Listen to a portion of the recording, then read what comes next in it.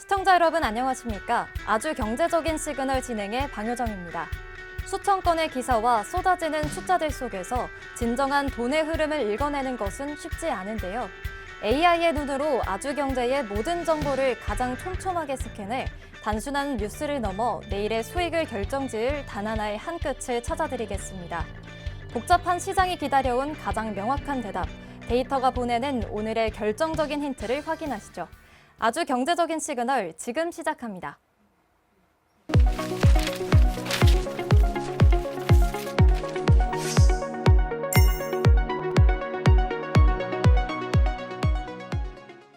여러분, 안녕하세요. 주식시장 요즘 정말 뜨겁잖아요. 지수 막 오르고 계좌에 빨간불 들어오면 기분 최고죠. 근데요, 우리가 이렇게 환호하고 있는 딱 이 순간에 우리 뒤통수를 칠 수 있는 엄청난 함정이 하나 숨어 있습니다. 바로 불성실 공시라는 건데요. 이상하게도 시장이 불타오를수록 기업들이 우리한테 한 약속을 더 잘 깬단 말이죠. 진짜 역설적이죠. 오늘 이 시간엔 왜 이런 일이 벌어지는지, 그리고 내 소중한 돈, 내 포트폴리오를 어떻게 안전하게 지킬 수 있는지 아주 속 시원하게 파헤쳐 보겠습니다. 자, 본격적으로 들어가기 전에 이 숫자부터 한번 보실까요? 30%. 와, 진짜 엄청난 수치거든요. 올해 들어서 우리나라 주식시장의 간판 스타들, 모여있는 코스피 상장사들의 불성실 공시 건수가 작년보다 무려 30%나 훅 뛰었습니다. 아니, 이거 그냥 한두 회사가 실수한 게 아니에요. 시장 전체가 흔들리고 있다는 뚜렷한 신호인 거죠. 믿었던 우량 기업들이 오히려 우리한테 한 약속을 어기고 있다? 이거 진짜 심각한 문제거든요. 오늘 살펴볼 내용들 화면으로 짧게 짚고 넘어갈게요. 시장의 경고음부터 실제 사례, 그리고 방어법까지 쭉쭉 가보시죠. 첫 번째 파트, 활황장 속의 경고음입니다. 보통 주식시장이 막 오를 때는 다 좋아 보이니까 이런 규제 당국의 빨간불을 놓치기가 참 쉽거든요. 근데 데이터를 보면 상황이 좀 재밌습니다. 벤처기업들 많은 코스닥 시장은 오히려 위반 건수가 12% 넘게 줄어들었는데, 반대로 덩치 크고 책에 잡혀 있을 것 같은 코스피 시장은 무려 30%나 급증했어요. 이 증가세를 코스피가 다 이끌고 있다는 뜻인데, 이거 우리가 평소에 알던 상식이랑 완전 반대잖아요. 두 번째, 도대체 불성실 공시가 뭔지 그 유형을 알아볼까요? 뉴스에서 진짜 자주 듣는 단어인데 은근히 헷갈리시죠? 주식시장은 원래 정보로 굴러가는 곳이잖아요. 그래서 상장기업들은 자기네 중요한 결정들을 투명하게 그리고 빨리빨리 우리한테 알려줄 절대적인 의무가 있습니다. 불성실 공시는 한마디로 이 의무를 저버렸을 때 당국이 내리는 공식적인 벌점이에요. 투자자들과의 신뢰를 깬 대가인 거죠. 이 신뢰를 깨는 방식에는 크게 세 가지가 있습니다. 첫째, 공시 불이행. 쉽게 말해 꼭 해야 할 말을 기한 넘기도록 입국 닫고 숨기는 겁니다. 둘째는 공시 번복. 하겠다고 큰 소리 쳐놓고 나중에 가서 사실 안 할래요 하고 뒤집어 버리는 거죠. 마지막 셋째는 공시 변경입니다. 처음 발표했던 규모나 일정을 나중에 가서 너무 심하게 뜯어고치는 바람에 처음 말만 믿고 투자한 사람들을 완전 멘붕에 빠뜨리는 거예요. 세 번째 파트. 대체 왜 이렇게 공시 위반이 폭발적으로 늘었을까요? 왜 하필 시장이 좋을 때 코스피 기업들이 이러는 걸까요? 사실 답은 간단합니다. 시장에 돈이 막 넘쳐나고 주가가 높으니까 기업들 입장에서는 이 타이밍에 공격적으로 돈을 끌어모으고 싶은 거죠. 쉽게 말해 분위기 타서 일단 지르고 보는 겁니다. 제대로 검토도 안 하고 성급하게 대규모 사업이나 유상증자 계획을 덜컥 발표해버리는 거예요. 근데 막상 현실은 그렇게 만만하지 않잖아요? 돈은 안 들어오고 사업은 꼬이고 결국 서둘러 뱉었던 약속들을 수습 못해서 불성실 공시 폭탄으로 돌아오는 겁니다. 시장의 거품이 기업들의 무리수를 낳은 거죠. 올해 코스피 시장에서 최종 확정된 19건을 한번 쫙 뜯어봤는데요. 와, 여기서 진짜 충격적인 게 뭔지 아세요? 무려 15건이 공시불이행이었습니다. 번복이나 변경은 겨우 2건씩밖에 안 됐어요. 이게 무슨 뜻이냐? 기업들이 상황이 좀 꼬인다 싶으면 솔직하게 우리 좀 늦어집니다 혹은 계획 수정할게요 하고 말하는 게 아니라 일단 그냥 입 닫고 숨긴다는 거예요. 그러다 기한 넘겨서 딱 걸리는 게 대부분이라는 아주 씁쓸한 현실인 거죠. 네 번째 파트, 자, 이게 가장 중요하죠. 우리 같은 투자자가 반드시 알아야 할 페널티입니다. 기업들이 이렇게 입을 닫고 있는 동안 그 피해는 고스란히 개인 투자자들한테 날아옵니다. 여기서 꼭 기억하셔야 할 게 벌점 시스템이에요. 코스피 기준으로 이 벌점이 계속 쌓여서 10점을 딱 넘기는 순간 그 즉시 하루 동안 그 주식 매매 거래가 꽉 막혀버립니다. 한번 생각해 보세요. 내일 당장 급전이 필요해서 이 주식 팔아야 되는데 거래 정지 당해서 버튼조차 안 눌러주는 거예요. 내 돈이 완전히 묶여버리는 정말 아찔한 상황인 거죠. 근데 이게 끝이 아닙니다. 더 무서운 게 있어요. 만약 1년 안에 누적 벌점이 15점을 넘겨버리면 어떻게 될까요? 이때는 아예 거래소가 이 종목에 관리 종목이라는 아주 무시무시한 딱지를 붙여버립니다. 주식시장에서 이 관리 종목 딱지가 붙었다? 이건 거의 상장 폐지 대기실에 들어갔다는 엄청난 적색 경보예요. 기관들 돈은 썰물처럼 쫙 빠져나가고 주가는 반토막, 아니 그 이상 날 수도 있습니다. 이러니까 우리가 공시를 절대 무시하면 안 되는 거예요. 5번째, 실제 시장에서 어떤 일들이 있었는지 생생한 사례를 좀 볼까요? 그냥 규정만 들으면 좀 와닿지 않으실 테니까 실제 사례 2가지를 가져왔습니다. 첫 번째는 JR 글로벌 리츠인데요. 대규모 유상증자 하겠다고 막 화려하게 발표해놓고 지난 3월에 돌연 우리 이거 다 취소할게요 해버렸습니다. 전형적인 공시번복이죠. 이거 믿고 투자한 분들은 진짜 완전 허를 찔린 겁니다. 두 번째 대원전선은 더 황당해요. 작년 4월에 유상증자를 결정해 놓고서 무려 8개월이나 지난 12월에야 늑장 공시를 했습니다. 투자자들은 8개월 동안 진짜 아무것도 모른 채로 정보의 암흑 속에 방치되어 있었던 아주 심각한 공시 불이행 사례죠. 자, 마지막 6번째 파트. 그러면 대체 우리는 어떻게 내 자산을 지켜야 할까요? 우리가 그냥 이렇게 앉아서 당하고만 있을 순 없잖아요? 한국거래소의 징계 시스템은 어느 날 갑자기 벼락치듯 떨어지는 게 아니라 다단계 파이프라인을 거칩니다. 제일 먼저 1단계로 불성실 공시법인 지정예고라는 걸 띄워요. 시장에다 대고 이 기업 공시 어긴 것 같은데? 다들 조심해! 하고 1차 경고를 날려주는 거죠. 그 다음 2단계의 심의를 거치고 3단계에서 최종 지정한 뒤에 마지막 4단계 가서야 벌점 매기고 거래를 정지시킵니다. 자, 여기서 우리 전략은 너무 분명해지죠? 4단계로 가서 거래 정지될 때까지 가만히 있다가 대응한다? 늦어도 너무 늦습니다. 내 소중한 자산 지키려면 바로 저 1단계, 거래소가 발령하는 1단계 지정 예고를 나의 완벽한 조기 경보 시스템으로 써먹어야 합니다. 만약 내 관심 종목이나 이미 들고 있는 주식에 지정 예고가 떴다. 이건 회사 내부에 심각한 문제가 생겼다는 아주 강렬한 시그널이에요. 미련 갖지 말고 즉각적으로 비중을 줄이거나 새로 들어가는 건 멈춰야죠. 이렇게 리스크를 사전에 딱 차단해야 합니다. 오늘 우리는 증시가 막 뜨겁게 달아오를 때 오히려 기업들이 약속을 더 많이 깬다는 진짜 기막힌 모순을 낱낱이 파헤쳐 봤습니다. 지수 오르고 빨간불 켜진다고 마냥 좋아할 게 아니라 내 주식을 한순간에 휴지 조각으로 만들 수도 있는 불성실 공시라는 덫을 항상 조심하셔야 해요. 하지만 너무 걱정 마세요. 우리에겐 거래소에 지정예고라는 아주 훌륭하고 확실한 조기 경보기가 있으니까요. 자, 오늘 분석을 마치면서 여러분께 이 질문 꼭 드리고 싶습니다. 당장 내일 새로운 주식 사시기 전에 단 1분만 딱 투자해서 그 기업 지정예고 뜬 적 있는지 확인해 보시겠습니까? 이런 현명한 습관 하나가 여러분의 자산을 안전하게 지켜준다는 거 절대 잊지 마시고요. 저는 다음 시간에 더 예리하고 재미있는 분석으로 돌아오겠습니다. 안녕하세요, 여러분. 오늘 준비한 핵심 자료 해설에 오신 걸 환영합니다. 요즘 금융시장에서 진짜 제일 뜨거운 화제죠? 바로 SK하이닉스를 둘러싼 엄청난 기업 가치의 변화입니다. 단순히 주가가 오르락내리락 하는 현상을 넘어서 아예 메모리 반도체 산업의 룰 자체가 통째로 바뀌고 있거든요. 오늘 이 엄청난 변화의 진짜 핵심이 뭔지 아주 명확하고 흥미진진하게 싹 다 파헤쳐 보겠습니다. 자, 오늘 살펴볼 로드맵을 짧게 짚고 넘어갈게요. 첫 번째, 목표 주가 300만 원의 의미. 두 번째, AI가 재편한 시장. 세 번째, 핵심 수익성 지표. 그리고 마지막 네 번째, 구조적 안정성과 성장입니다. 이 어마어마한 주가 상향의 진짜 이유, 지금 바로 확인해 보시죠. 자, 그럼 본격적으로 들어가 볼까요? 첫 번째, 목표 주가 300만 원의 의미입니다. 최근 시장의 시선을 완전히 사로잡은 SK증권의 분석 내용부터 바로 시작하겠습니다. 네, 바로 300만 원입니다. SK증권에서 SK하이닉스에 대한 투자 의견, 매수를 굳건하게 유지하면서요.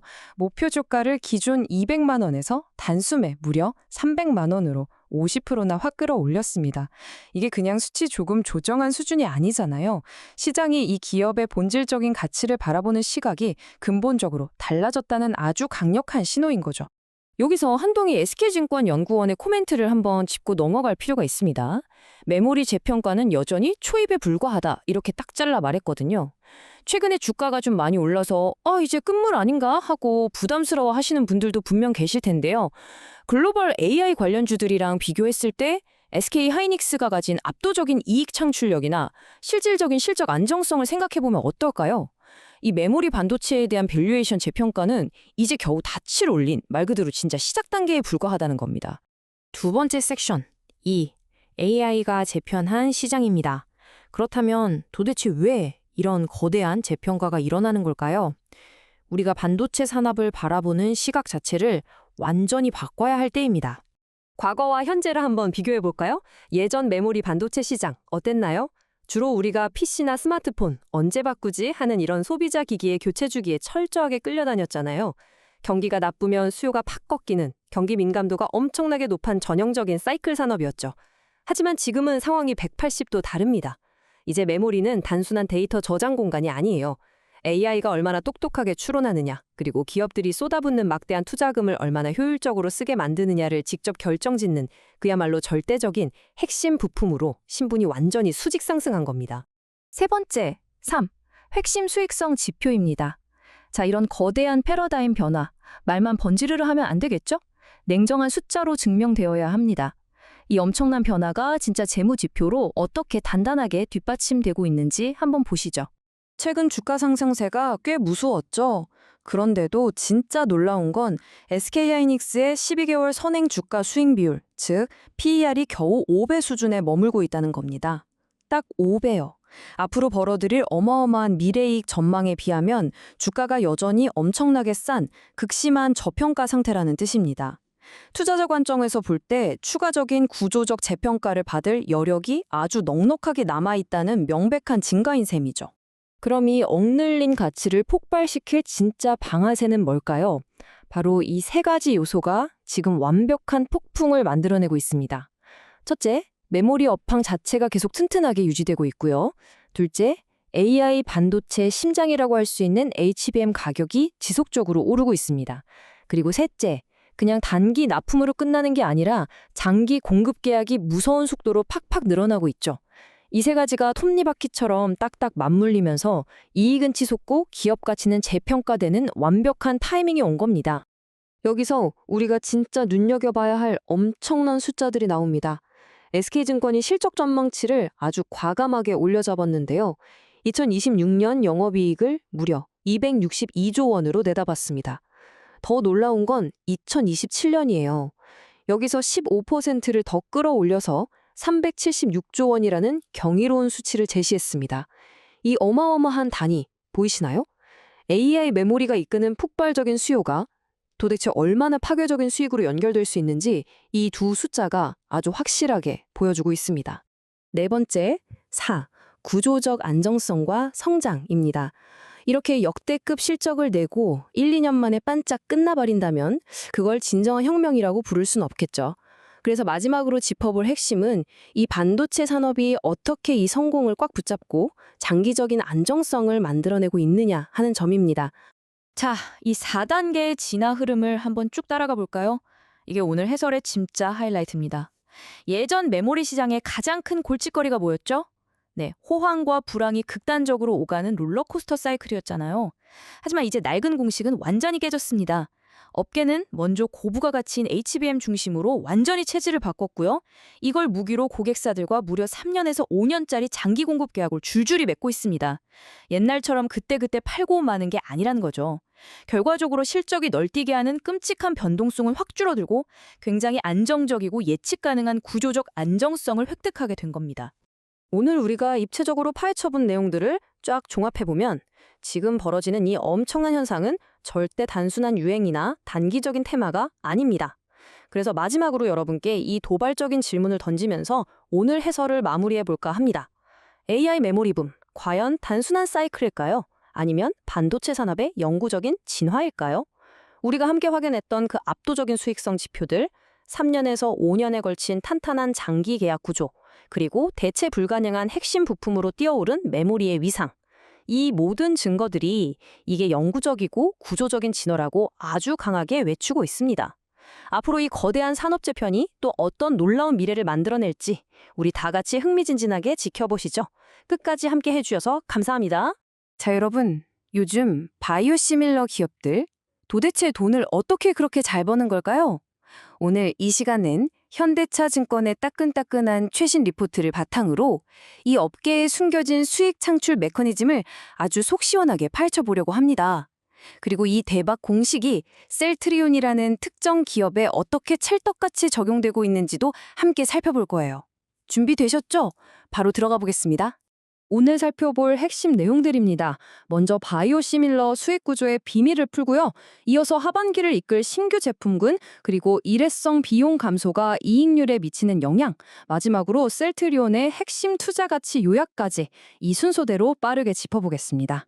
자, 그럼 첫 번째 포인트, 바이오시밀러 수익 구조의 비밀부터 시작해볼까요? 여러분, 한 번쯤 궁금하지 않으셨어요? 바이오시밀러 기업들이 어떻게 수익을 극대화하는지 말이죠. 그냥 오리지널 약을 똑같이 복제해서 좀 더 싸게 파는 것. 과연 그게 전부일까요? 아니요, 절대 아닙니다. 사실 이 바닥에는 엄청난 마진을 남기게 해주는 일명 산업 치트키라는 게 존재하거든요. 그 치트키의 정체가 뭐냐고요? 바로 임상 간소화입니다. 자, 알기 쉽게 빵집에 비유해 볼게요. 깐깐한 보건소 직원이 이 빵 안전한지 증명하려면 테스트용으로 1000개 구워오세요 하다가 어느 날 갑자기 이제 데이터 충분하니까 딱 100개만 구워오셔도 통과시켜 드릴게요 라고 규정을 싹 바꾼 겁니다. 와, 어떠세요? 빵 굽는 시간, 재료비가 그야말로 순식간에 확 줄어들겠죠? 제약 산업에서도 똑같습니다. 이게 바로 수익성을 미친 듯이 끌어올리는 핵심 동력인 거죠. 예전에는 진짜 빡셌습니다. 방대한 임상 3상 때문에 천문학적인 비용이 깨지고 시장에 나가는 시간도 한 세월이었죠. 그런데 새로운 룰을 한번 보세요. 코센틱스나 키트루다 바이오시밀러 같은 경우 규제기관이 오케이, 임상 3상 환자 수 대폭 줄여줄게 라고 허락해 준 겁니다. 요구 조건이 팍 줄어드니까 개발 비용은 썰물처럼 빠져나가고 시장 진입은 고속도로 뚫린 것처럼 빨라진 거예요. 기업 입장에서는 완전 돈 버는 환경이 쫙 깔린 셈입니다. 오케이, 룰은 이제 이해하셨죠? 그럼 두 번째, 이런 판을 깔아준 상황에서 하반기를 이끌 셀트리온의 신규 제품군을 살펴볼 차례입니다. 여기서 딱 두 가지만 기억하시면 됩니다. 옴니클로, 그리고 스테키마. 복잡한 의학용어 스펠링 같은 건 굳이 외우실 필요 전혀 없어요. 그냥 이 녀석들이 셀트리온의 하반기를 멱살 잡고 캐리할 새로운 성장 엔진이다. 이렇게만 알아두시면 됩니다. 작년 하반기에 주로 출격해서 올 하반기로 갈수록 매출 기여도가 쭉쭉 올라갈 진짜 백이 핵심 무기들이거든요. 하반기 타임라인을 쫙 펼쳐보면 그림이 더 명확해집니다. 첫째, 옴리클로가 드디어 거대한 미국 시장에 데뷔합니다. 둘째, 스테키마의 궤양성 대장염 자궁증이 확대되죠. 쉽게 말해서 이 약을 처방받을 수 있는 환자 범위가 확 넓어진다는 뜻이에요. 이거 엄청난 호재잖아요? 이 두 가지 굵직한 이벤트가 딱 맞물리면서 하반기 매출이 말 그대로 가속 페달을 꽉 밟게 되는 겁니다.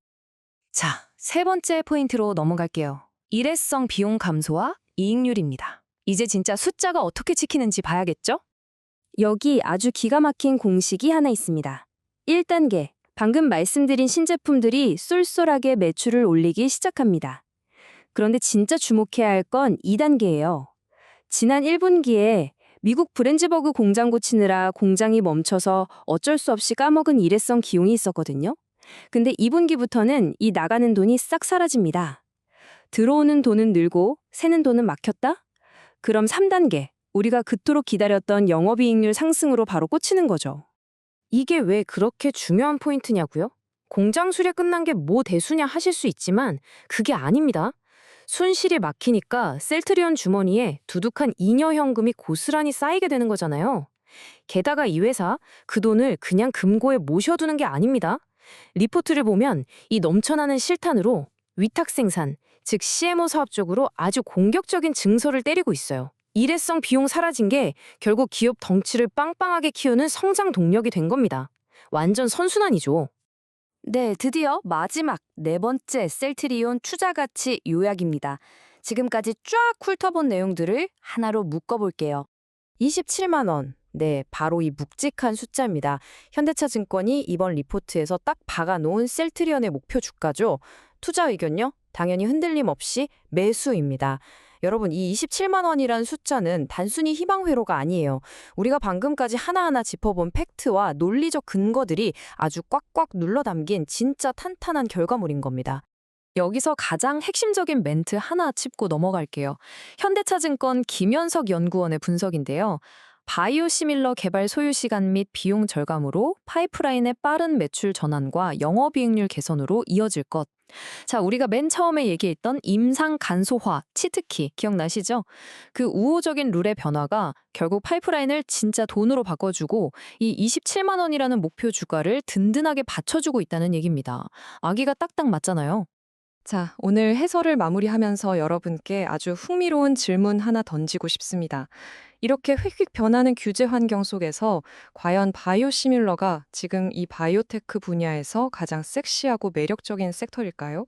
임상 간소화로 비용은 같고 속도는 올리고 이걸 셀트리온처럼 실적으로 증명해내는 기업들이 쏟아지고 있습니다. 여러분 생각은 어떠신가요?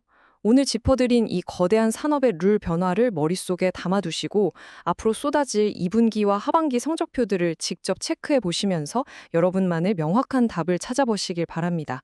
오늘 준비한 내용은 여기까지입니다. 자, 여러분, 오늘 우리가 뜯어볼 자료 이거 진짜 흥미롭거든요. 바로 최근에 나온 KB증권의 삼성 E&A 분석 리포트입니다. 결론부터 딱 말씀드리면 투자 의견 매수를 유지하면서 목표 주가를 위로 확 끌어올렸어요. 도대체 어떤 데이터, 어떤 시장 흐름을 봤길래 증권사에서 이런 과감한 판단을 내린 걸까요? 오늘 저랑 같이 숫자 뒤에 숨은 진짜 의미들, 특히 우리 같은 개인 투자자 입장에서 이 기업이 가진 진짜 성장 잠재력을 아주 객관적이고 꼼꼼하게 펼쳐보겠습니다. 시작해 볼까요? 자, 그럼 바로 본론으로 들어가서 우리 눈을 가장 먼저 사로잡는 이 짜릿한 숫자부터 짚고 넘어가죠. KB증권이 삼성 E&A의 목표 주가를 기존 67,000원에서 73,500원으로 껑충 올려잡았습니다. 이게 단순히 앞자리가 바뀌었다, 숫자가 올랐다, 그게 전부가 아니거든요. 이 꽤나 의미 있는 상향 조정폭 뒤에는 엄청난 배경이 숨어 있습니다. 애널리스트가 이 회사의 몸값을 더 높게 쳐준 결정적인 이유, 그걸 제대로 알기 위해서는요, 지금 글로벌 플랜트 시장의 판이 도대체 어떻게 뒤집히고 있는지 그 거대한 흐름부터 읽어내야 합니다. 그렇다면 이 거대한 변화의 판, 도대체 어떻게 짜여지고 있는 걸까요? 리포트를 보면 세 가지 핵심 동력을 이야기합니다. 첫째, 관계사들의 캐펙스, 즉 설비 투자가 본격적으로 다시 시작됐다는 거고요. 둘째, 전 세계적으로 에너지 안보를 엄청나게 챙기기 시작했다는 겁니다. 그리고 마지막 셋째, 중동 지역의 전후 복구 수요죠. 이 세 가지 거대한 톱니바퀴가 지금 전 세계 시장에서 동시에 아주 꽉 맞물려서 돌아가고 있는 거예요.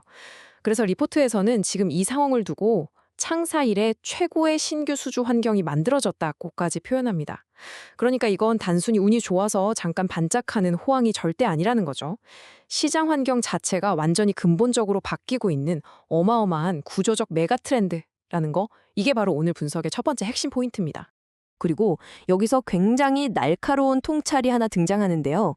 KB증권 장문준 연구원의 분석에 따르면 요즘 폭발적으로 늘어나는 AI 인프라 수요, 그리고 글로벌 에너지 안보 강화라는 이 큰 두 줄기의 흐름 속에서 플랜트 시장의 핵심 경쟁력이 완전히 다른 곳으로 이동해버렸다고 합니다.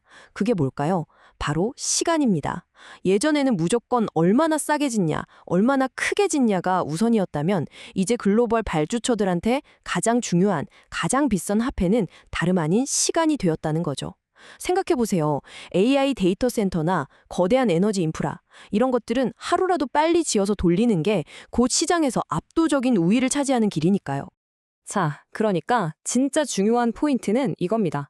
이 시간이라는 새로운 화폐 앞에서 가장 절대적으로 중요해진 능력이 바로 실행력이에요. 리포트에서 말하는 실행력이란 게 대체 뭘까요? 간단합니다.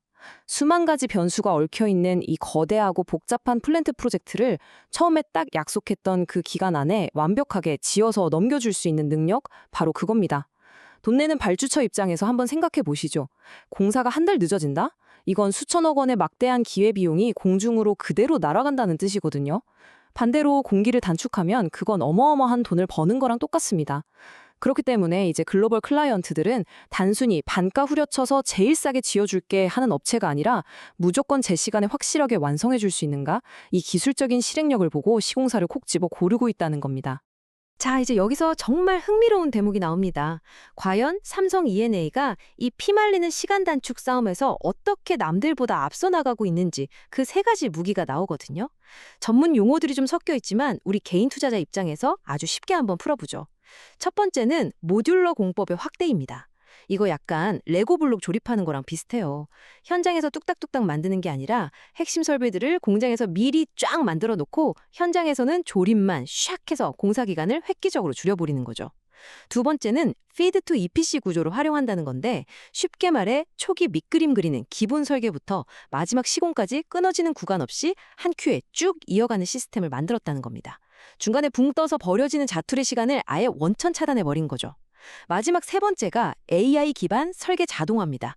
예전에 사람이 밤새워가며 그리던 복잡한 설계를 이제는 AI가 빠르고 정확하게 싹 처리해주는 거예요. 그러니까 이런 미시적이고 꼼꼼한 기술적 디테일들이 하나하나 모여서 경쟁사들은 언감생심 따라오기 힘든 압도적인 입찰 우위를 만들어내고 있는 겁니다. 그렇다면 말이죠. 방금 말씀드린 이런 강력한 전략들이 과연 실제 돈을 벌어오는 수주 실적으로도 증명이 되고 있을까요? 이 40%라는 숫자 하나가 아주 명쾌한 해답을 줍니다. 이론을 넘어서 실제 데이터를 한번 볼까요? 삼성 E&D는 올해 딱 1분기 만에 회사에서 목표로 잡았던 연간 수주 가이던스의 무려 40%를 벌써 싹쓸이 해버렸습니다. 1년 12달 중에 고작 석 달 지났는데 말이죠. 장난 아니죠?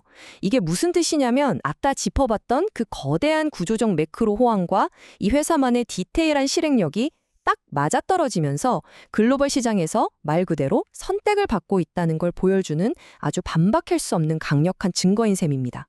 그리고 이 기세가 보여주는 놀라운 굴과 이 숫자가 지금 상황을 아주 완벽하게 대변해 주는데요. 이런 폭발적인 흐름을 타서 올해 연간 수주액이 최소 15조 5천억 원에 달할 걸로 전망되고 있습니다. 15조 5천억. 와, 정말 어마어마한 잭팟 아닙니까? KB증권 리포트에서 주장했던 실행력의 우위가 결국 수주 경쟁력의 우위로 직결된다는 그 깐깐한 분석이 그냥 책상머리 이론으로 끝나는 게 아니라 현실 세계의 조단위 계약서로 고스란히 입증되고 있는 거죠.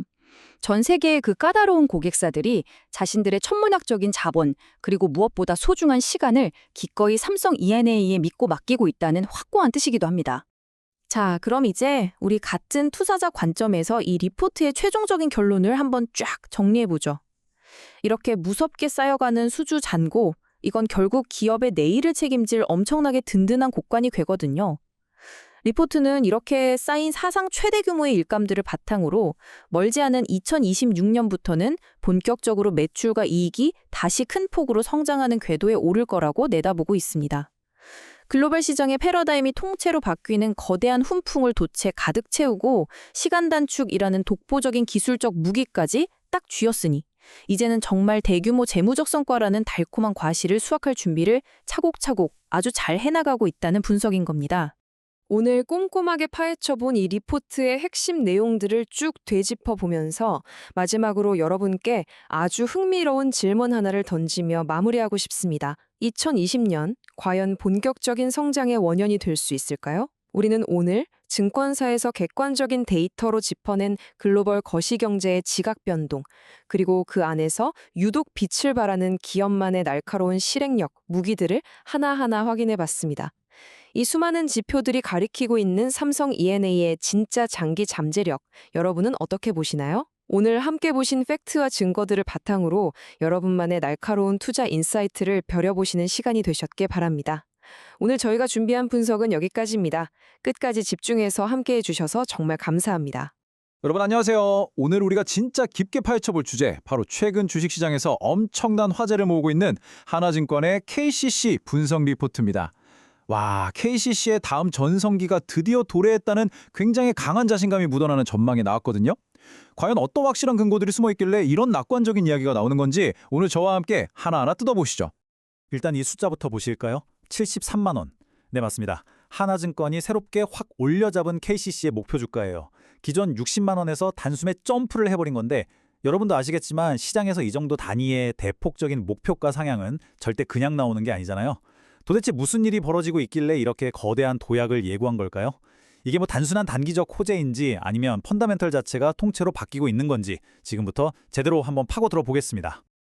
그 힌트는 하나증권 윤재성 연구원의 코멘트에 아주 명확하게 나와 있습니다. 제가 한번 읽어볼게요. 실리콘 업사이클 진입, 기보유 자산 가치 상승, 그리고 주주 친화적인 정책을 감안하면 타겟 PBR 0.77배는 충분히 정당화된다. 자, 어떠신가요? 이 한 문장이 사실상 오늘 우리가 따라갈 완벽한 로드맵입니다. 우리는 이 코멘트를 바탕으로 KCC의 목표가 상향 이유를 딱 3가지 핵심 기둥으로 쪼개서 볼 거예요. 첫째, 실리콘 시장의 화려한 부활. 둘째, 글로벌 시장 판도를 흔드는 구조적 변화. 그리고 마지막 셋째, KCC 내부의 든든한 자산 가치입니다. 자, 그럼 바로 첫 번째 기둥, 실리콘 시장의 부활부터 시작해 볼까요? 거창한 미래를 얘기하기 전에 당장 코앞으로 다가온 2분기 예상 실적부터 짚고 넘어가는 게 맞겠죠. 1,047억 원. 하나증권이 추정한 KCC의 이번 2분기 전체 영업이익입니다. 전분기랑 비교해보면 눈에 띄게 쑥 올라간 수치거든요. 회사가 돈을 벌어들이는 체력이 다시 확 붙기 시작했다는 아주 확실하고 반가운 신호인 셈이죠. 그런데 말입니다. 이 1,047억 원이라는 숫자 속을 가만히 들여다보면 진짜 재미있는 반전이 하나 숨어 있습니다. 사업부별로 명암이 극명하게 갈렸다는 거예요. 한쪽에서는 웃고 다른 한쪽에서는 울고 있는 상황인데요. KCC 하면 제일 먼저 떠오르는 전통의 주력 사업, 건자재나 페인트 쪽은 지금 글로벌 원자재 가격이 오르면서 이익이 줄어드는 힘든 시기를 겪고 있습니다. 그런데 그 빈자리를 누가 채우고 있느냐? 바로 실리콘 부문입니다. 실리콘 쪽에서만 무려 230억 원의 탄탄한 영업이익을 낼 걸로 보이거든요. 한마디로 페인트 부문이 원가 압박에 시달리는 동안 수익성 좋은 실리콘 사업이 사실상 이번 2분기 전체 실적을 하드캐리하면서 멱살을 잡고 끌어올리고 있다는 뜻이죠. 아니, 도대체 실리콘 부문이 어떻게 이렇게 든든한 효자 노릇을 톡톡히 하게 된 걸까요? 그 답은 바로 이 10%에서 20%라는 숫자에 있습니다. 지금 다우나 시네츠 같은 글로벌 실리콘 업계의 거인들이 앞장서서 대대적으로 가격을 올리고 있거든요. 그 인상폭이 무려 10%에서 20%에 달합니다. 이거 KCC 입장에선 정말 엄청난 기회잖아요. 글로벌 1, 2위가 앞장서서 총대를 메고 가격을 올려주니까 KCC도 그 흐름에 아주 자연스럽게 올라타서 비슷한 수준으로 판가를 쓱 올릴 수 있는 그야말로 완벽한 타이밍을 맞이한 겁니다. 여기서 우리가 특별히 눈여겨봐야 할 게 코팅이나 헬스케어, 전기전자 쪽에 들어가는 PAFS 제품군이에요. 얘네들은 그냥 흔한 범용 실리콘이 아닙니다. 태생부터가 마진이 팍팍 남는 프리미엄 고부가 가치 라인업이거든요. 글로벌하게 가격이 오르는 물결 속에서 이렇게 원래 비싼 제품들이 퍼센테이지로 가격이 더 크게 뛰면 어떻게 될까요? KCC의 수익성 지표가 얼마나 가파르게 좋아질지 안 봐도 비디오죠. 진짜 쏠쏠한 이익은 바로 여기서 나오는 겁니다. 그렇다면 이런 가격 인상이 그냥 운 좋게 찾아온 단기적인 이벤트일까요? 아니면 거대한 판도가 바뀌는 신호탄일까요? 자연스럽게 두 번째 기동, 구조적 시장 변화로 넘어가 보겠습니다. 앞으로 실리콘 시장이 어떻게 흘러갈지 시간순으로 한번 쫙 짚어볼게요. 이거 진짜 중요합니다. 먼저 당장 올해와 내년 2024년에서 2025년 사이에는 전 세계적으로 실리콘 공장을 새로 짓거나 늘리는 움직임이 꽉 막혀 있습니다. 설상가상으로 세계 최대 생산국 중 하나인 중국마저 과잉 공급을 줄이겠다고 강도 높은 구조 조정에 들어갔죠. 그러다 2026년 중반쯤에 결정타가 터집니다. 영국의 다우베리 실록산, 이 거대한 DMC 공장이 아예 문을 닫아버릴 예정이거든요. 글로벌 공급망의 큰 축이 통째로 텅 비어버리는 겁니다. 자, 생각해보세요. 공급은 계속 줄고 막히는데 수요는 꾸준하다면 당연히 업황은 폭발적으로 좋아질 수밖에 없겠죠. 분석가들은 이 흐름을 종합해서 2025년을 바닥으로 찍고 2027년쯤에는 실리콘 업사이클이 완전한 정점에 달할 거라고 예측하고 있습니다. KCC의 장기적인 상승세에 베팅하는 가장 강력한 뼈대가 바로 이 부분입니다. 자, 이제 마지막 세 번째 기둥입니다. 바로 KCC의 숨겨진 자산 가치와 주주 환원인데요. 사실 이번 분석에서 가장 흥미로운 포인트가 바로 이 집안에서 무럭무럭 자라나고 있는 가치들에 있거든요. KCC의 내부 가치를 펌프질하는 세 가지 부스터를 주목해 보시죠. 첫 번째, KCC가 든든하게 쥐고 있는 삼성물산 지분입니다. 이 지분 가치가 꾸준히 오르고 있거든요. KCC가 단순히 물건만 파는 회사가 아니라 알짜 자산을 꽤나 많이 들고 있는 숨은 자산가라는 걸 잊으시면 안 됩니다. 여기에다가 주주들 입가에 미소가 지어질 만한 공격적인 정책들도 쏟아내고 있어요. 바로 자사주 소각과 적극적인 배당이죠. 회사가 자기 돈으로 주식을 사서 아예 태워 없애버리면 어떻게 되나요? 시장에 돌아다니는 주식수가 훅 줄어드니까 내가 가진 남은 주식의 가치는 수학적으로 껑충 뛸 수밖에 없습니다. 이런 똘똘한 내부 재무 전략들이 아까 말씀드린 실리콘 업황 개선이랑 만나면서 KCC의 매력을 완전히 증폭시키고 있는 거죠. 자, 이제 우리가 지금까지 뜯어본 세 가지 기둥을 하나로 쫙 합쳐볼까요? 구조적으로 꽉 막힌 공급과 선도 기업들이 이끄는 판가 인상이 만들어낸 강력한 실리콘 업사이클, 거기에 삼성물산 지분 같은 든든한 내부 자산의 가치 상승, 마지막으로 주주들 직업을 두툼하게 해주는 자사주 소각까지. 와, 이 거시적인 흐름과 미시적인 전략들이 마치 정교한 시계톱니 바퀴처럼 딱딱 들어맞아 돌아가고 있죠. 전문가들이 KCC가 2021년, 2022년 그 찬란했던 황금기 시절에 받았던 평가, 즉 PBR 0.77배 수준으로 다시 돌아가는 게 지금 상황에선 너무나도 당연하다라고 결론 내린 이유가 바로 이겁니다. 73만 원이라는 목표 주가는 절대 뜬구름 잡는 낙관론이 아니라 이 탄탄한 논리적 구조 위에 세워진 아주 묵직한 숫자였던 셈입니다. 자, 그렇다면 과연 KCC는 글로벌 시장의 거대한 구조적 변화와 회사 내부의 파격적인 주주 환원책에 올라타 완전히 새로운 황금기로 진입하고 있는 걸까요? 오늘 우리가 함께 살펴본 이 객관적인 데이터와 흐름들이 여러분께 어떻게 다가갔는지 참 궁금하네요. 시장의 진짜 해답은 언제나 감이 아니라 이런 팩트와 굵직한 구조 속에 숨어 있다는 사실 다시 한번 기억해 주시고요. 오늘 분석해드린 장기적인 시장 판도의 변화, 투자 관점에서 곰곰이 한번 생각해 보시는 건 어떨까요? 오늘 준비한 내용은 여기까지입니다. 여러분 안녕하세요. 오늘 분석해볼 기업은요. 최근 주식시장에서 진짜 알짜로 새롭게 주목받고 있는 대형 유통주, 바로 현대백화점입니다. 신한투자증권에서 아주 따끈따끈하고 흥미로운 분석 리포트를 냈는데요. 주주분들이나 유통주 투자 고민하시는 분들이라면 절대 놓쳐서는 안 될 포인트들이 꽉꽉 차 있습니다. 자, 거두절미하고 바로 핵심부터 짚어볼까요? 시작부터 시선을 확 사로잡는 되게 도발적인 문장이 하나 나옵니다. 신한투자증권의 조상훈 연구원이 이렇게 단언했거든요. 현대백화점은 전 세계에서 가장 싼 백화점 기업이자 업종 내 최선호주다. 와, 전 세계에서 가장 싸다니. 진짜 어마어마한 자신감 아닌가요? 과연 이 엄청난 선언이 실제 데이터와 숫자로 증명될 수 있을지 지금부터 우리가 하나하나 팩트 체크해 보겠습니다. 오늘 우리가 짚어볼 핵심 내용은 이렇습니다. 첫째, 가장 싼 백화점의 등장. 둘째, 1분기 실적의 진짜 의미. 셋째, 외국인 매출과 수익성.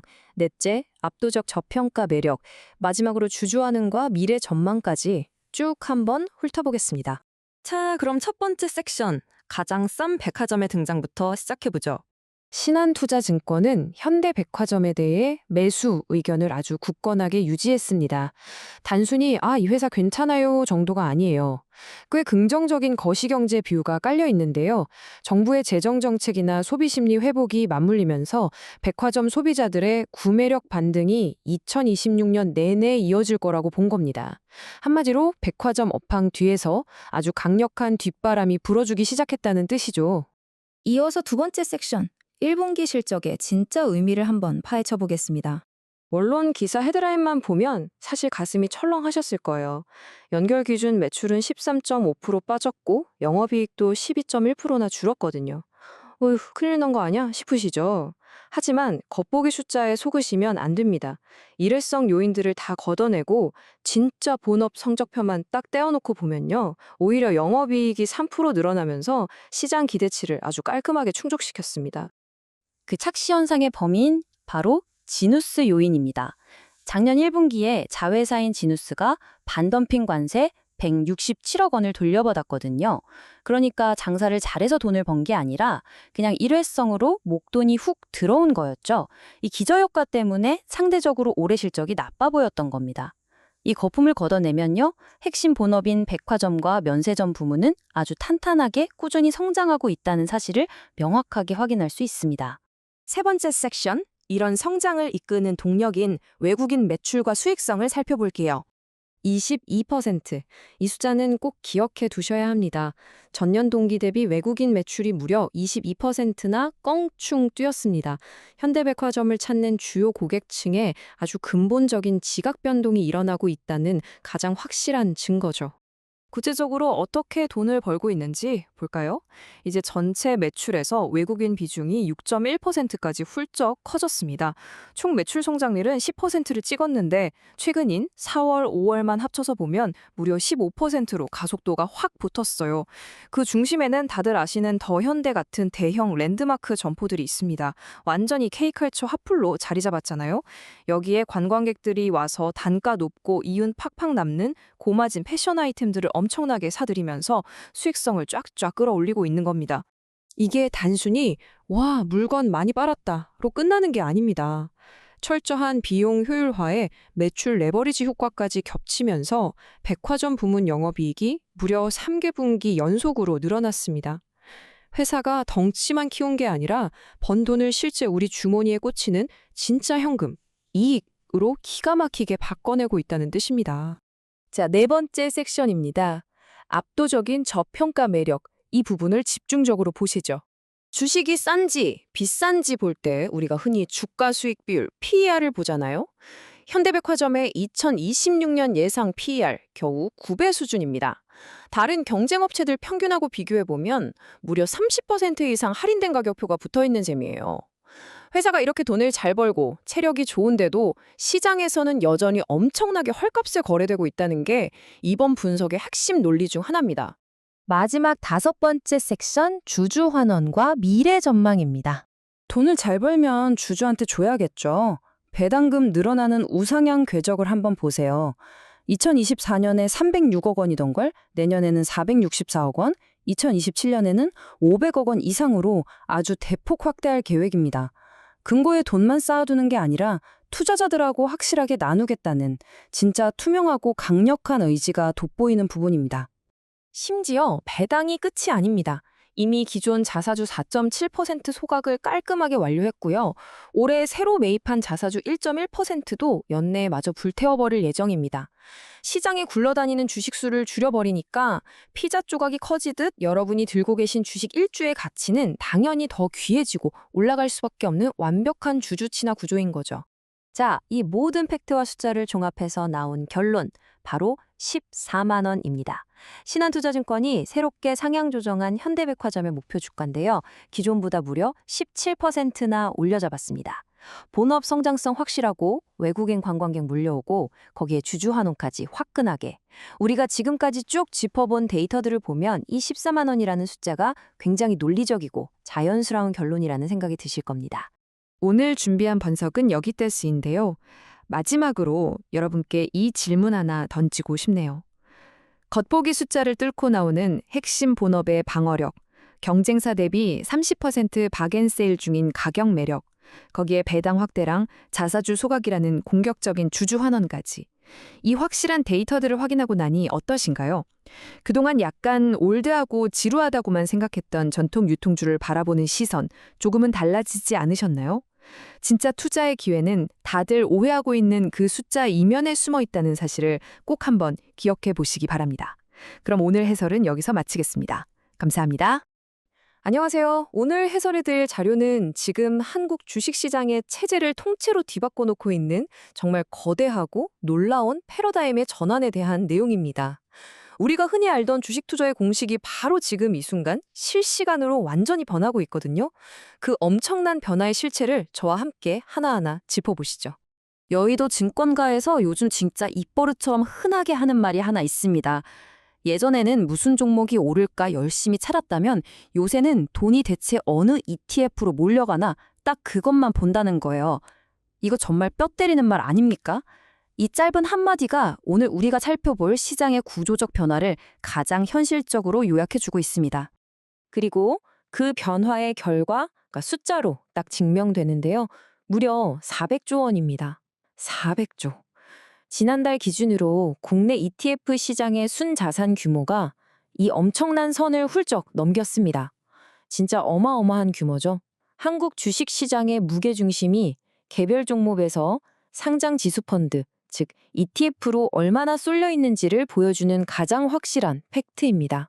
오늘 해설에서는 이 현상을 5가지 포인트로 나누어 살펴보겠습니다. 첫째, 400조 원 시대의 진입. 둘째, 투자자들의 심리 변화. 셋째, AI와 반도체 테마 쏠림 현상. 넷째, 현물 시장에 미치는 역학. 그리고 마지막으로 레버리지와 변동성 리스크까지 빠르게 핵심만 훑어보죠. 자, 첫 번째 파트, 400조 원 시대입니다. 이 시장이 커지는 속도를 보면 정말 입이 떡 벌어집니다. 2002년에 국내에 ETF가 처음 도입되고 나서 순자산 100조 원을 넘길 때까지는 한 11년이라는 꽤 긴 시간이 걸렸거든요. 그런데 100조에서 200조가 되기까지는 단 2년으로 훅 줄어들더니 300조까지는 불과 6개월, 그리고 이번에 400조를 돌파하는 데는 겨우 수개월밖에 안 걸렸습니다. 말 그대로 브레이크 고장난 하키스틱 모양의 폭발적인 성장인 거죠. 두 번째 포인트, 심리적 전환입니다. 아니, 대체 왜 이렇게 갑자기 엄청난 돈이 쏟아져 들어올까요? 투자자들의 심리가 완전히 바뀐 겁니다. 솔직히 요즘 개별 종목 투자하기 너무 피곤하잖아요. 변동성도 심하고 잊을만 하면 터지는 주가 조작 이슈까지 나오니까 사람들이 피로감과 두려움을 느끼는 거죠. 반면에 ETF는 산업 전체에 알아서 분산 투자를 해주니까 마음이 훨씬 편안하거든요. 게다가 퇴직연금, IRP 계좌에서 나오는 든든한 장기 투자 자금까지 쫙쫙 빨아들이면서 이제 ETF는 우리 계좌의 완벽한 메인 요리가 된 겁니다. 세 번째, AI와 반도체 집중 조명입니다. 근데 여기서 진짜 재밌는 건 이 400조 원이라는 엄청난 돈이 시장 전체에 얌전하게 골고루 퍼져 있는 게 절대 아니라는 겁니다. 특정 테마를 향해 무섭게 몰려가고 있어요. 2차 전지나 고배당 같은 테마들도 있지만 지금 시장을 통째로 멱살 잡고 끌고 가는 진짜 주인공은 딱 2개, 바로 반도체와 AI입니다. 최근 코스피 상승장 보셨죠? 그 강력한 엔진 역할, 이 두 테마의 ETF로 쏟아진 막대한 자금이 다 한 겁니다. 네 번째, 현물 시장의 역학입니다. 이 대목에서 시장의 본닛을 한번 열어볼게요. 이게 진짜 흥미로운 부분인데요. 우리가 ETF를 사면 시장 뒤편에선 어떤 일이 벌어질까요? 1단계, ETF로 막대한 자금이 훅 들어옵니다. 그럼 2단계, 시장의 유동성을 공급하는 기관들이 ETF 가치를 맞추려고 그 안에 든 실제 주식, 즉 현물 종목들을 기계적으로 막 사들여요. 그럼 어떻게 되느냐? 3단계, 코스피 현물 시장의 수급이 엄청나게 좋아지면서 주가지수 전체가 위로 확 끌어올려지는 겁니다. ETF로 쏠린 돈이 다시 국내 증시 전체를 하드캐리하는 엄청난 선순환 구조죠. 마지막 5번째, 레버리지와 변동성 위험입니다. 자, 그런데 마냥 좋아할 일만은 아닙니다. 생태계가 이렇게 급변하면 항상 부작용이 따르기 마련이거든요. 여기서부터는 진짜 경각심을 좀 가져야 합니다. 요새 시장을 보면 레버리지나 인버스 ETF 거래가 엄청나게 활발해요. 어떨 때는 코스피 전체 현물 거래 대금의 절반을 넘길 정도니까요. 아시다시피 이런 상품들은 수익을 2배, 3배로 뻥튀기 하거나 아예 하락장에 베팅하는 투기성이 아주 짙은 도구들이잖아요. 시장을 위아래로 엄청나게 거칠게 흔들어대고 있는 주범인 겁니다. 그래서 이 시스템적 위험 요소를 꼭 짚고 넘어가야 합니다. 앞서 말씀드린 AI나 반도체 같은 특정 테마로만 돈이 극단적으로 쏠리는데 여기에 수익을 극대화하려는 레버리지 거래까지 폭발적으로 늘어난다? 이 두 개가 딱 만나면 어떻게 될까요? 네, 시장 전체의 변동성이 정말 걷잡을 수 없이 커집니다. 원래 ETF의 최대 장점이 분산 투자를 통한 안정성이잖아요. 근데 지금은 오히려 시작을 한쪽으로 크게 출렁이게 만드는 강력한 뇌관 역할을 하고 있다는 뜻입니다. 참 아이러니하죠. 오늘 해설을 마무리하면서 이 질문을 꼭 한번 던지고 싶습니다. 400조 원이라는 천문학적인 규모로 성장한 K-ETF 시장. 과연 이 거대한 자본은 앞으로도 코스피를 든든하게 떠받쳐주는 튼튼한 기둥으로 남을까요? 아니면 맹목적인 테마 쫓기와 브레이크 없는 레버리지 거래가 합쳐져서 우리가 도저히 감당할 수 없는 엄청난 변동성의 괴리를 만들어낼까요? 오늘 살펴본 흐름을 곰곰이 되짚어 보시면서 한국 증시의 내일이 어디로 향할지 함께 생각해 보시면 좋겠습니다. 오늘 해설은 여기까지입니다. 여러분 안녕하세요. 현재 한국 상장 지수 펀드, 즉 ETF 시장을 보면요. 그야말로 엄청난 양극화 현상이 벌어지고 있습니다. 완전히 두 쪽으로 쫙 갈라졌다고 해도 과언이 아닌데요. 오늘 저희가 준비한 분석에서는 이렇게 거대한 분열을 겪고 있는 한국 증시의 흥미로운 이면을 아주 깊이 있게 파헤쳐 보겠습니다. 자, 바로 들어가 보시죠. 오늘 함께 살펴볼 4가지 핵심 포인트입니다. 첫째, 대분열의 현장. 둘째, AI라는 기폭제. 셋째, 그룹주의 고전과 자금 흐름의 역설. 그리고 마지막으로 넷째, 초보자를 위한 그룹주 ETF 가이드까지 차례대로 짚어보겠습니다. 자, 첫 번째 파트, 대분열의 현장입니다. 올해 한국 주요 대기업 그룹주들 사이에서 도대체 얼마나 극적인 격차가 벌어졌는지 먼저 확인해 보겠습니다. 93.64%. 네, 제대로 들으신 게 맞습니다. 이 압도적인 수치는요. 연초 이후 타이거 삼성그룹 ETF가 기록한 정말 경이로운 수익률입니다. 코스피 지수가 랠리를 펼치는 가운데서도 이 ETF는 그냥 시장을 완벽하게 장악하면서 독주 체제를 굳혀버렸죠. 차트를 보면 시장의 양극화가 얼마나 심각한지 한눈에 들어옵니다. 코스피 평균이 약 77%라는 아주 훌륭한 상승세를 보였거든요. 그런데 삼성그룹은 무려 93%를 넘기며 시장 평균을 훌쩍 뛰어넘어버렸죠. 반면에 주요 대기업인 LG그룹을 담은 ETF를 보면 43%에 그쳤습니다. 시장 평균 근처에도 못 가고 고전한 셈이죠. 시장을 주도하는 거대한 파도에 올라탔느냐 아니냐에 따라 승자와 패자가 완전히 극명하게 갈려버린 겁니다. 두 번째 파트, AI라는 기폭제입니다. 그렇다면 도대체 무엇이 삼성을 이렇게 미친 듯이 질주하게 만든 걸까요? 가장 핵심적인 이유는 다들 한 번쯤 들어보셨을 AI 반도체 슈퍼사이클입니다. 요즘 인공지능 기술이 그야말로 폭발적으로 성장하고 있잖아요. 그러다 보니 이걸 뒷받침할 첨단 반도체 수요가야말로 말 그대로 폭증하는 시기가 온 거죠. 바로 이 거대한 흐름, 이 단 하나의 기폭제가 관련 ETF들의 수익률을 천장 뚫고 끌어올리고 있는 겁니다. 수치로 비교해보면 상황이 얼마나 대단한지 더 확 와닿으실 거예요. 같은 기간에 코스피 지수가 77% 오르는 동안 삼성전자의 주가는 무려 126%나 폭등했습니다. 사실상 삼성전자가 거대한 견인차 역할을 하면서 반도체 대형주 비중이 높은 ETF들까지 멱살을 잡고 끌어올린 거죠. 세 번째 파트, 그룹주의 고전과 자금 흐름의 역설입니다. 다른 그룹주들의 뼈아픈 성적표, 그리고 투자자들의 실제 자금이 향하는 곳에서 나타난 진짜 놀라운 반전을 살펴볼게요. 대한민국 사람이라면 누구나 아는 친숙한 기업들이지만 성적표는 꽤나 우울합니다.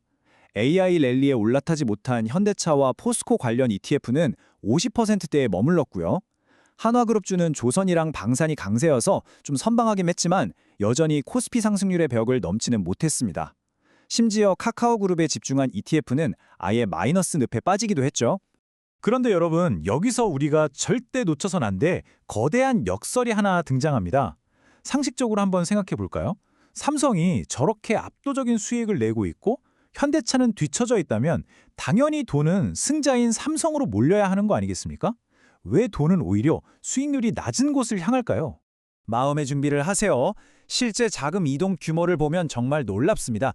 투자자들은 코스피 평균에도 못 미친 현대차 ETF에 무려 5,700억 원이 넘는 엄청난 돈을 쏟아부었습니다. 반면에 수익률 최상위권을 달리던 삼성 ETF에서는 오히려 720억 원 이상의 자금이 현금화되면서 쑥 빠져나갔죠. 수익률과 자금 흐름이 완전히 정반대로 움직인 겁니다. 도대체 왜 이런 일이 벌어진 걸까요? 핵심은 바로 투자자들이 현대차의 미래에 베팅하고 있다는 겁니다. 주가가 지금 싸다는 판단에 이른바 저가 매수세가 확 몰린 거고요. 여기에 기업 가치를 높이려는 밸류업 프로그램에 대한 빵빵한 기대감, 그리고 로보틱스 같은 확실한 신사업 모멘텀이 앞으로 주가를 쭉 끌어올릴 거라고 굳게 믿고 자금을 투입한 거죠. 반면에 삼성을 바라보는 투자자들의 생각은 완전히 달랐습니다. 120%라는 경이로운 폭등을 직접 목격했잖아요. 그러니까 이제 지수가 꼭대기, 고점에 다다랐다라고 판단한 겁니다. 시장이 정점을 찍었으니 더 욕심내지 말고 지금까지 벌어들인 이익을 확정을 짓자 하면서 적극적으로 차익 실현을 하고 현금을 빼내고 있는 상황인 거죠. 자, 이제 마지막 네 번째 파트, 초보자를 위한 그룹주 ETF 가이드입니다. 이렇게 혼란스럽고 양극화가 심한 시장에서 초보자들이 되지 않고 똑똑하게 투자하려면 과연 어떻게 해야 할까요? 방금 우리가 함께 쫙 훑어본 데이터를 바탕으로 딱 세 가지만 기억하시면 됩니다. 맹목적으로 어제 많이 올랐다고 따라 사면 절대 안 되거든요. 첫째, 자금이 어디로 향하는지 추적하세요. 사람들이 지금 차익을 실현하고 떠나는 분위기인지 아니면 쌀 때 줍줍하는 저가 매수에 나서고 있는지 봐야 합니다. 둘째, 로보틱스나 밸류업 프로그램처럼 앞으로 치고 나갈 명확한 신사업 모멘텀이 있는지 확인하시고요. 마지막으로 셋째, 지수가 너무 뜨겁게 과열되지는 않았는지 거시경제의 불확실성을 지속적으로 모니터링하셔야 합니다. 이 타이밍에 우리 전문가의 날카로운 경고를 한번 새겨드릴 필요가 있습니다. 지금 ETF 시장으로 자금이 엄청나게 쏠리고 있는데 사실 거시경제 불확실성은 여전하거든요. 이런 쏠림 현상은 시장 변동성을 아주 급격하게 키울 수 있습니다.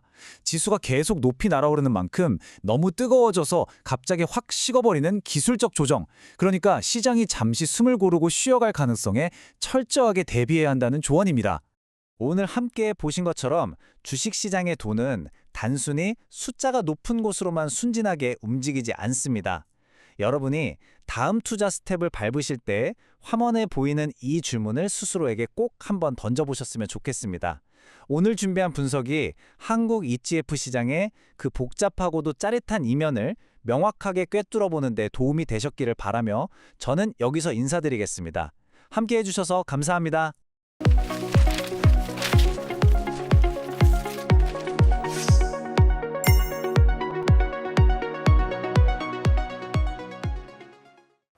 오늘 우리가 함께 분석한 데이터들이 여러분의 포트폴리오를 완성하는 촘촘한 설계도가 되었길 바랍니다. 휘발되는 뉴스가 아닌 수익으로 증명될 시그널을 남기는 시간이었는데요. 시장이 멈춘 시간에도 아주경제의 AI는 멈추지 않고 데이터를 쌓아가겠습니다. 더 날카로운 분석, 더 선명한 전략으로 다시 인사드리겠습니다. 지금까지 아주 경제적인 시그널이었습니다. 시청해주신 여러분 고맙습니다.